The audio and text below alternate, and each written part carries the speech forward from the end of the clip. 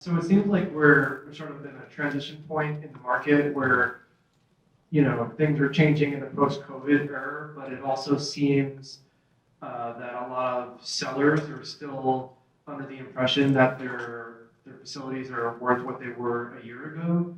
I was wondering if you started to see a recognition of that from the sellers, and if not, how much longer of a delay do you think till the market recognizes that collectively? That's a great question, and we actually battle that every day, as I'm sure you guys do, and you're making your calls.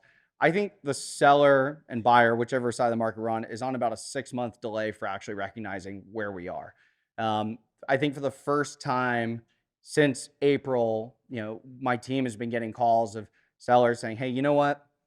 I realize I've missed the top. I still would like to take advantage of this market. Like, what's my site worth?" And it's the first time we've had that conversation in quite some time. So I think we're starting to see that. People are starting to feel it in the market. They're seeing it in the news. They're seeing, again, like housing sales slow and the debt going up is all over the news. So it took quite a while because even into like October, November of last year, we've got, Farmer Joe's like, "I want a 3.5 cap because that's what the site in downtown Charlotte got." And I'm like, "Well, that's great. I'd love to sell a 3.5 cap, but it's just not worth that." So I think we're going to see that continue this year.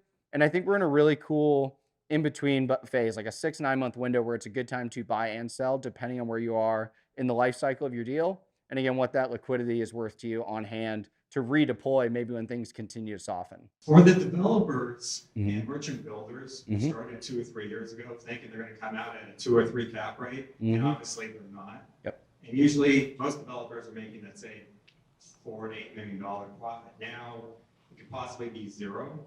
Are they getting nervous? And is there an opportunity there to look at?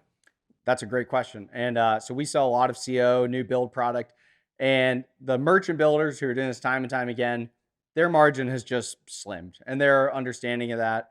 You're no longer getting, a 1.5, 2x on your CO deal at sale. Maybe it's a 1.2 or 1.25, which is still a great spread in a year.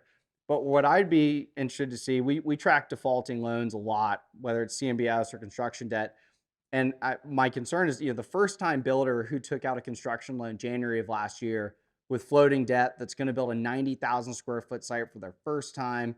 Now they're at 8, 9% construction debt. They're leveraged to the teeth and they don't have the equity to back it or to carry that. I think we're going to see a lot of new build come up for sale at cost this year. And we're going to see defaulting storage loans for the first time since 2012, 2013.